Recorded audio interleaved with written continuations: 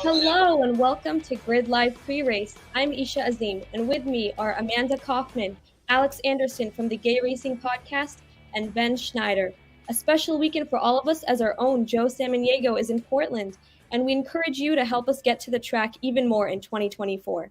And as always, thank you to our patrons Colin, Deshelle, Mark, Robin, and David for your monthly investments through Patreon. $500 a month can get us on track, so show your support by subscribing. Or you can always make a one-time donation through Buy Me a Coffee for a member of the Grid Network team, as these fine folks have done so. Plus, we have super chats enabled, giving you another great way to show your support to us here. Links in the video description for both Buy Me a Coffee and our Patreon pages. Now, Alex, we start with the Italian Grand Prix weekend at Monza, the temple of speed and home of Ferrari. That's right, Isha. In free practice 1, Max Verstappen was once again the fastest. But in the second practice, Verstappen was 5th fastest. Carlos Sainz was fastest. Carlos was fastest again in free practice 3. Ferrari had a strong qualifying session with Sainz getting the pole and Charles Leclerc getting 3rd. Verstappen qualified 2nd. So Isha, starting with you, could Ferrari bring the challenge to Red Bull this weekend, or is Red Bull potentially sandbagging a bit and hiding something, as some people claim they have done all season? You know, Alex, coming into this weekend, I was a little bit uncertain. I knew that it was the home of Ferrari, but I wasn't sure how Ferrari's performance would be. But after seeing the practice sessions as well as the qualifying today, I'm really optimistic. And I think that they really will bring the challenge to Red Bull. I think this even might be the first time in like the last few races where Red Bull really has to work hard and might actually face a challenge up front. But as far as the claim goes of whether they're sandbagging and hiding something, I'm not really sure, because it is a little bit strange to see Max Verstappen not do as great as we're accustomed to seeing him do every weekend. But I can't speak too much on that. And I really just think that Ferrari is really going to put up a big fight for Red Bull tomorrow. I have to agree. I think that it would be kind of pointless for Red Bull to do any type of sandbagging, seeing as everyone kind of already expects them to show up and be the standard that everyone else in the field has to reach. But in terms of Ferrari's pace and potentially being able to bring a challenge to Red Bull this weekend, I think that it's clear, obviously, that Ferrari has that one lap pace, but I think that really hasn't been as much their issue as much as they've struggled with race pace and carrying that through. And no team has really been able to match Red Bull in that aspect. So I think that we're going to see another Red Bull win potentially, but we'll see how things shake out at the start. Yeah, there's no reason for Red Bull to be sandbagging, so I don't buy any of those claims at all. But I also don't trust Ferrari in the slightest, especially on a weekend like this where there's so much pressure being at their home track with all the fans in attendance here for the Italian Grand Prix. I don't trust them to get the race strategy right or to have the race pace to match Red Bull, even though they clearly had the one lap pace. We saw that just a couple hours ago. I think as long as Red Bull stay out of trouble, as long as they don't have any reliability issues, I think it's probably going to be another Max Verstappen win. I don't know if he's going to pass Carlos going into turn 1 right off the start, but I think Red Bull have the best race pace, obviously, given that they've won literally every single race so far this year. I think there's a chance they could become the first constructor to have the perfect season in Formula One. You got to get through the first half before you can get through the second half. Until I see anything that proves otherwise, I think Red Bull's still the team to beat over the course of a full race, and that's not going to change tomorrow. So as always, this appears to be a race where if something happens to Verstappen, there is no clear favorite. So Ferrari, Mercedes, McLaren, Aston Martin, and Williams were all in the top 10. And both AlphaTauri is in the top 12. And all the top 12 are within a second of each other. So starting with Amanda, who are you looking at if Max is out of contention to win? If Max is out of contention to win, then I'll look to the Ferraris. But even then, I think behind, like Ben mentioned, Ferrari strategy just obviously is really hit or miss. And I think that they definitely need a perfect day and need to be planning for some sort of failure or something to happen to Max. And that's where they have the opportunity to take this win home in front of the fans. And if I were to pick out of the Ferraris, I'd pick Carlos Sainz. Yeah, I agree with Amanda here. Ferrari does have that one lap pace, but when it's time to actually go onto the racetrack come Sunday and, go lap after lap after lap, they do tend to mess up a little bit, especially with their strategies and stuff. But if Max is out of the contention to win, I'm also going to go with Carlos Sainz. So there's been an interesting trend with the Italian Grand Prix the past few years. It started with Charles Leclerc, who won this race in 2019. He DNF'd in 2020. Pierre Gasly won in 2020. He DNF'd in 2021. Daniel Ricciardo won in 2021 and then DNF'd in 2022. And then Max Verstappen won 2022, and today he qualified second. Could we see something like that continue? We'll have to see. And then Lewis Hamilton was the last driver to win back-to-back races at the Italian Grand Prix. Is there any potential trouble you see for Max Verstappen? And could this trend that we've seen continue? I think this goes along with what we've been saying about how I think Max does have the best chance, and this streak I think will end with him. I think Max might face some trouble tomorrow, with the Ferraris, but with the pace that he's had so far, I don't see his streak coming to an end anytime soon. I have to agree that this is definitely Max's race to lose. So I think that barring any mechanical failure or driver error, I think that even with driver error, Max could still probably bag this race, and Red Bull's very strong on strategy. So I think that, there's a pretty big potential Max Verstappen win coming this weekend again. If I could just chime in on this real quickly as well, all three of those previous drivers before Verstappen, they didn't have the dominant car in the year that they won. Ferrari were nowhere near Mercedes in terms of a full season pace in 2019. And then obviously 2020 was a shock win with AlphaTauri and Pierre Gasly, just as much as McLaren's was in 2021 with Daniel Ricciardo after Lewis and Max took each other out earlier in the race. So Verstappen was the only one in the last 4 years that won this race with the dominant car over the course of the season. I think it's much less likely for him to run into the same DNF bad luck that the previous three winners did. So I see this streak coming to an end personally. Even if Max doesn't win the race, I think he'll at least finish it. That's a great point, Ben. And then let's switching over here to American driver Logan Sargent. He qualified 15th, and the Williams seems to have a bit of pace this season.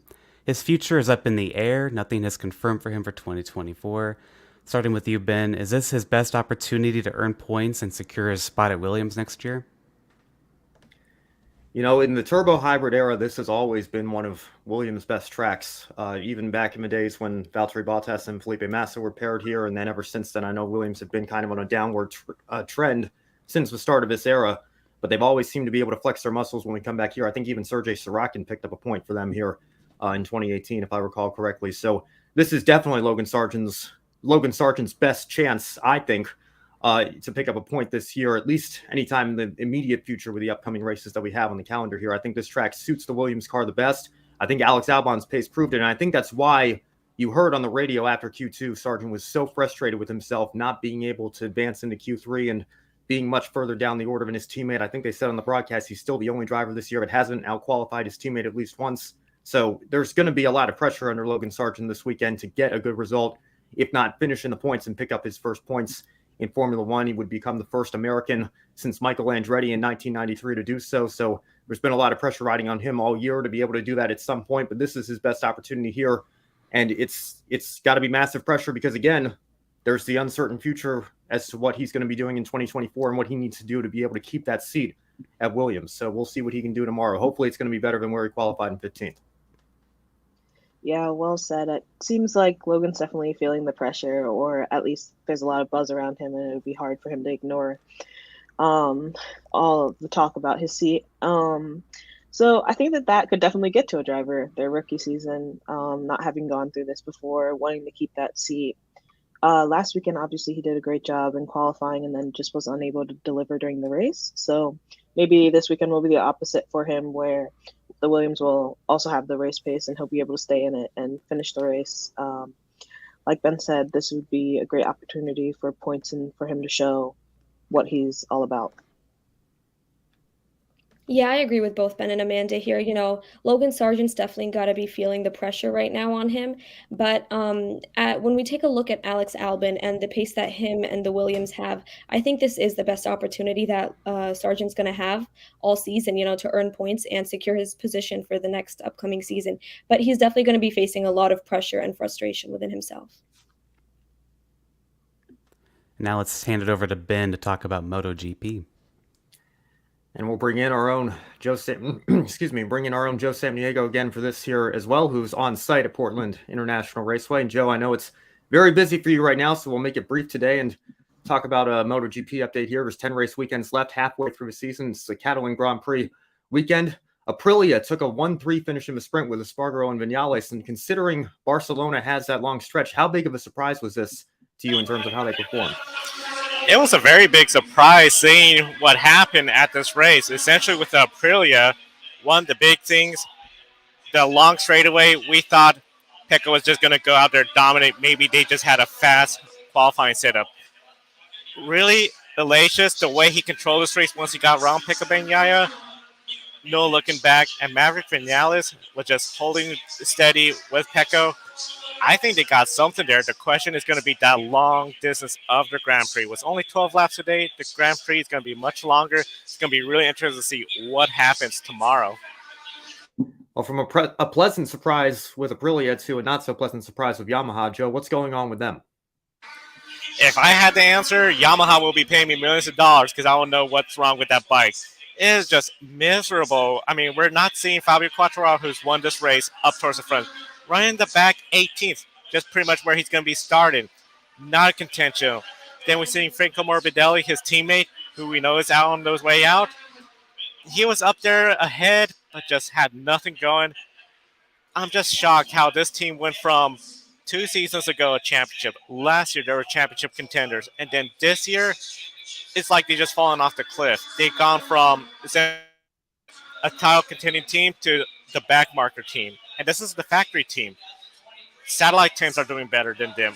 What's going on at Yamaha? I think they need to have a big restructure for this next year, have a new bike, something that could give Fabio Quartararo a chance at a podium, just scoring points. I still can't believe MotoGP, top 15 score points. Fabio Quartararo is nowhere near the top 15. Well, let's look ahead to tomorrow. Obviously, Aprilia had a great result in the sprint. Can any of them hold off the Ducati riders in the full race tomorrow? That's going to be the million-dollar question everyone's going to be looking at. Pecco Bagnaia, he rode a smart race today. He took it easy, I think, on the competition. Get the valuable points because Jorge Martin was nowhere near him. You had two of us. They're not the exact championship threat when it comes to the standings. I think he sort of rode today easily. Tomorrow, he can apply the pressure, really flex the muscles of those Ducatis because those long straightaways is easily the big advantage he has coming into the race tomorrow. And even if for some reason he doesn't have that good of a bike tomorrow, I think he's still going to be podium, top 5. He'll be the lead Ducati without a doubt, unless something goes wrong. But he's not making those mistakes like he has in years past. He just seems to be a much better rider these days and easily on his way to the second championship. Well, Joe, thank you for those updates, and we'll let you get back to work here covering the IndyCar weekend in Portland. Yep, and taking a look at NASCAR now, the 2023 NASCAR Cup Series Playoffs have arrived.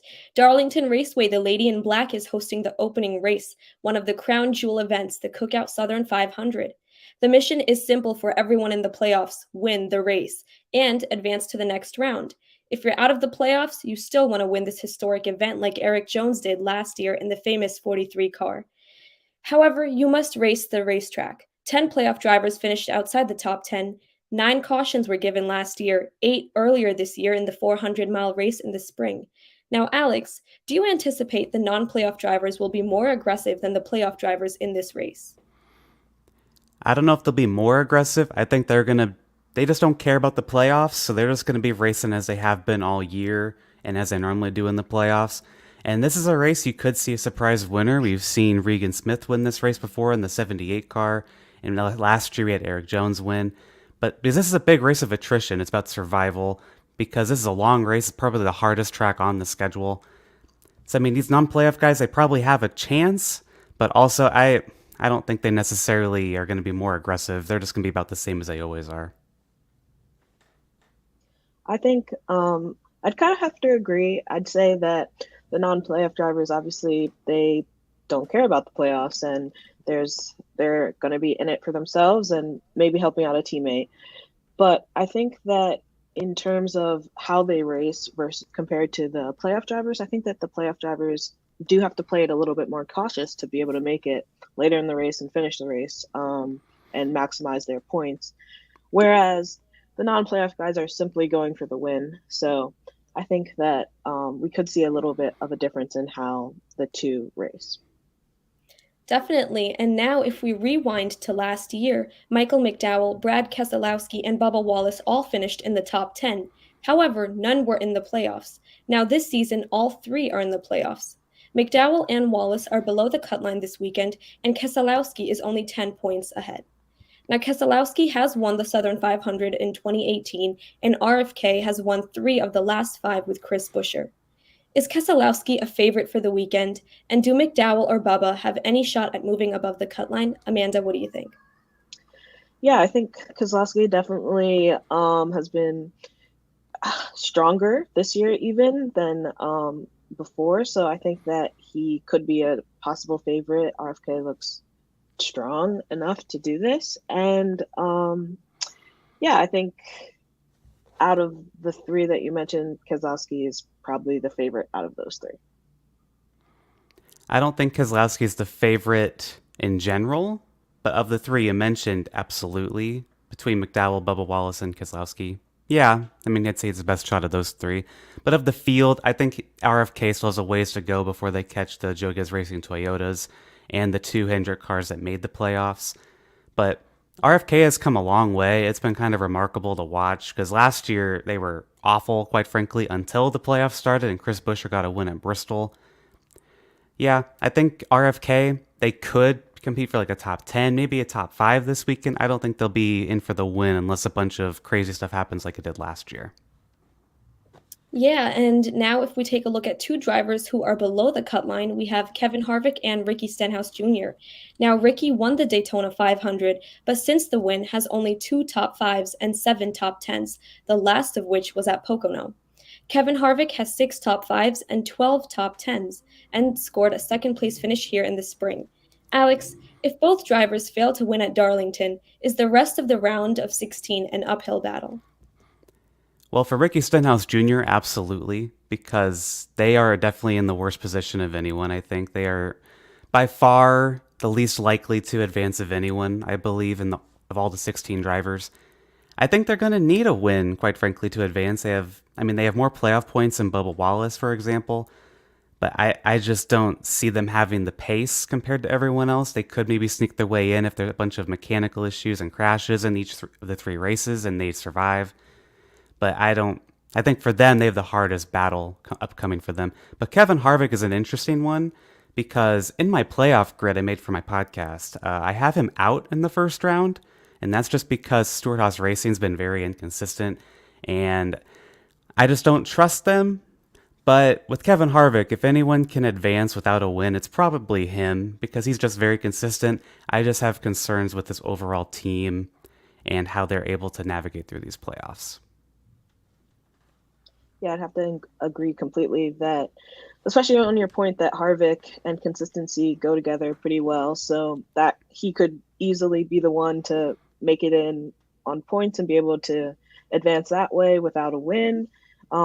Whereas Trackhouse aren't the most reliable, the most consistent team. So I think that, yeah, it could be it will definitely be an uphill battle if Ricky Stenhouse doesn't manage to pull out a win early on here. Definitely, and now we have 7 drivers entering the playoffs with only 1 win. This includes Christopher Bell, who is in 7th in points, Ross Chastain at 8th, Tyler Reddick in 10th, Joey Logano in 11th, Ryan Blaney 12th, Michael McDowell in 13th, and Ricky Stenhouse Jr. in 14th place. Now, Bell, Chastain, and Logano made the championship 4 last year. Reddick has never gotten out of round one. Blaney seems to be either fast and up front or stuck mid pack. Starting with you, Amanda, do any of these drivers seem like worthy Championship 4 contenders? My obvious pick is going to be Logano out of that list. Reigning championship Cup Series champion. But then also, I think a sneaky one, his teammate, Ryan Blaney. I think that he actually had a great, well, not great, but like pretty good performance last year in the playoffs. And I think some bad luck definitely fell on him and contributed to him not making that Final Four and some driver error. But yeah, obviously I'm going to pick Logano. I'll pick Blaney. And if I had to pick a third in that list, I would pick Michael McDowell, just because for experience sake. Wow. Yeah. Michael McDowell, that's bold. I'm actually going to completely disagree with you, just for statistical reasons, because Joey Logano has never made the Championship 4 in an odd year. He makes it every other year in the even years, and it's an odd year. Team Penske's just very off this year. If between the Penske guys, if one of them were to make it, it would be Logano, but just because of that trend, I can't say he's going to make it. For me, of the guys you mentioned, Isha, I would look at Christopher Bell as a potential Championship 4 driver. He made it last year. He's been kind of sneaky quiet. I think he's a bit more consistent running top 10, top 5. I'd also look at Tyler Reddick as a potential. But again, I think he's going to have to make it through the first round because last year he didn't do that. And other than that, I don't really see any of these guys as Championship 4 guys. I would look at Christopher Bell the most, though, for sure. All right, and now with those conflicting choices, let's look at some of the favorites in the playoffs. The top 4 seeds are Martin Truex Jr., Denny Hamlin, William Byron, and Chris Buescher. Nobody thought we'd be saying Chris Buescher be the 4th seed in the playoffs, but Buescher is the only one not to win at Darlington yet, but appears to be the driver to beat. Now, only 15 points between the 4 of them. Who do you see as the favorite to lead the points leaving Darlington? Amanda, starting with you. It's tough because obviously Chris Buescher has been on such a roll, but I wouldn't pick him. If we go for experience, obviously I'm gonna pick Martin Truex Jr. and Denny Hamlin, and then William Byron just has kind of had a really strong year, and seems to be able to capitalize on a lot of opportunities. So, and kind of be the first to he's kind of leading the field in terms of figuring out different tracks and that kind of thing quickly. So I think honestly I'll pick William Byron out of all of those. I'm going to go with Martin Truex Jr. will be leading the points after Darlington. This is one of his best tracks. I know Byron won here earlier this year, but I think he won here earlier this year. If he wasn't, I apologize. But Truex, this is one of his best tracks, I believe, and Denny Hamlin also is really good here. I think the Toyotas are just really, really strong. And Chris Buescher, I want to give a shout out to him. I don't think he'll be leading the points, but what a season he's having. It's something I never would have predicted, but I think he's going to make a deep playoff run. I'm very curious to see how the 17 team does. Now, we've talked about 14 of the 16 drivers in the playoffs. The 2 we have yet to talk about are the Kyles. Kyle Larson has only 2 wins this season, 3 less than William Byron, his teammate. And Kyle Busch has 3 wins, the only RCR driver in the playoffs. Last year, none of the RCR cars made it out of the round of 16. So, Alex, do either one of the Kyles come off as contenders this weekend and overall championship contenders? And also, I just want to say William Byron did win Darlington in the spring. I just fact-checked that. But between the 2 Kyles, I think Kyle Larson's going to be a contender. He's going to be a contender throughout these whole playoffs. And I think he could definitely be contending because he's really good at Darlington as well, like I mentioned with Truex. And this is a high-line track. This is a track kind of like Homestead. Kyle Larson's definitely going to be a contender for this race unless something goes wrong. Kyle Busch is a wild card because Kyle Busch is either running in the top 5 really quiet or top 10, or he's running like 25th, and it's kind of weird. That's why I don't really have him making it far in my playoff grid. But it's both of them could, but if I had to pick one, I'd pick Kyle Larson just because of consistency. I don't think I would happily pick Kyle Busch without feeling some sort of anxiety with it. Yeah, I have to agree. You can never really count out the Kyles. They're both obviously great at what they do, and Kyle Larson is, I think, he's obviously the more dynamic racer, but I think that he, like you said, if a Highline is involved, that's the kind of racing he loves. With Kyle Busch, obviously super experienced and has proven that he's capable, but I think that he's still with his new team figuring things out, and it would be tough to pick him over Kyle Larson. Yes, and Alex, thank you for that correction as well. Now, looking at tomorrow, the Cookout Southern 500 tomorrow is the day's last race unless rain shows up.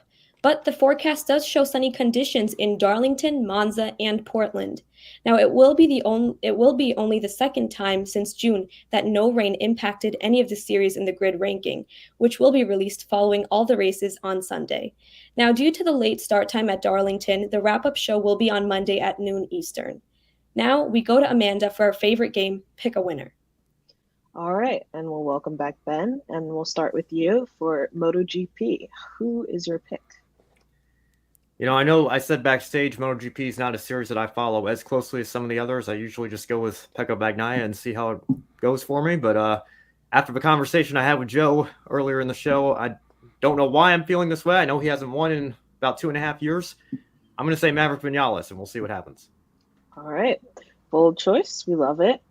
Now, moving on to F1, a series that has been pretty predictable, extremely predictable this season, but this weekend might be the first chance that we see a little bit of a shakeup. So first to you, Isha, who's your pick? Now, I know that we talked about this earlier of how Ferrari, we are not sure if they're going to have the pace tomorrow, and that Max Verstappen's just on like an endless streak. But for some reason, I'm feeling a little bit optimistic, a little positive. I might be giving away my point, but I'm going to go with Carlos Sainz for Formula One.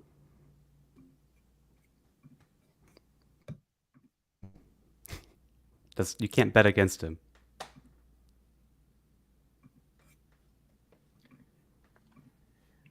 Yeah, I would say Max Verstappen. I've seen nothing that leads me to believe that there's going to be anything standing in his way unless his car breaks down or he gets taken down in a wreck not of his own doing. I know Ferrari seem to have the one-lap pace to challenge them, but until I see that they can do that over the course of a full race, which we haven't seen from Ferrari in a while, I'm going to stick with Max Verstappen. And if it's not Max, it'll probably be Sergio Perez, who's still starting relatively close to the front and tends to race a little bit better when he's qualified this year. I think Red Bull have this on lock. All right, I appreciate the bold choice from Isha, but I think I'm going to make sure my point is safe and lock it up with Max Verstappen. And now for a less predictable series, we've got NASCAR first playoff race, and we'll go to you first, Isha. Who's your pick? Yeah, so for NASCAR, I'm going to go with Brad Keselowski. I'm going with Martin Truex Jr. Yeah, it's a lot more difficult to predict this one. I don't think anybody could have predicted Eric Jones last year. I don't know. I'll go with Kevin Harvick. I know he's still looking for that send-off retirement year victory. I think this might be the weekend that he gets it. And yeah, as you guys mentioned, it's kind of a wild card. So I'm just going to go Denny Hamlin, reliable, should be up there. We'll see how it goes. All right. Well, I just noticed that I know Joe was very busy putting the script together while trying to handle his duties at Portland International Raceway covering the race on site for this weekend. I don't think anybody's scheduled to do the closing for today's show. So unless one of you wants to take it, I will just do my best here to improvise. Does anybody want to give it a shot, or shall I just throw some of the graphics up and do my best here? All you. Yeah, All you, go Ben. for it. Sounds good. All right. Well, thank you all so much for watching. And of course, as we've mentioned all throughout the show, be sure to stay tuned for our coverage from Portland International Raceway this weekend. Our own Joe Samniego is out there doing some great work, getting some great photographs and interviews, which will be posted on our YouTube channel and on our website all throughout the weekend. And stay tuned for a special pre-race show tomorrow at noon Eastern covering the IndyCar race, and then wrap up on Monday, again at a slightly different time due to the late start time with the NASCAR Cup Series race at Darlington, and then Grid Live Encore to follow later that evening as well. And thank you, as always, to our Patreon supporters, Colin Deschelle, Mark, Robin, and David. Your support means the world to us. It's what's allowing Joe to be at the track this weekend. And if we can get up to our goal of $500 per month, we can start doing this on a little bit more regular basis in 2024 and beyond. Or if you'd rather make a one-time donation, you can visit Buy Me a Coffee. Link to that's also in the description box below. Or you can donate through our super chats, which we've just gotten enabled here on YouTube. Thank you to the fine folks here on the screen who have already done so. And again, as always, follow us on all of our social media platforms. X, that's Twitter, Facebook, Instagram, TikTok, Twitch, LinkedIn, Threads, and of course, subscribe here on YouTube if you haven't already. Thank you so much for 700 subscribers. Let's continue on our journey to 1,000 and beyond. For Joe Samniego, for Isha Azim, Alex Anderson, and Amanda Kaufman, I'm Ben Schneider. Thank you so much for watching, and we will see you later this weekend.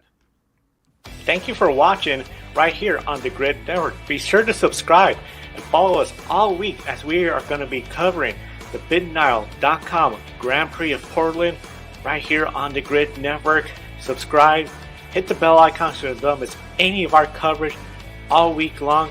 Plus, see some of our past videos, including Life on the Grid, where we interviewed people from the motorsports industry. Thank you for watching.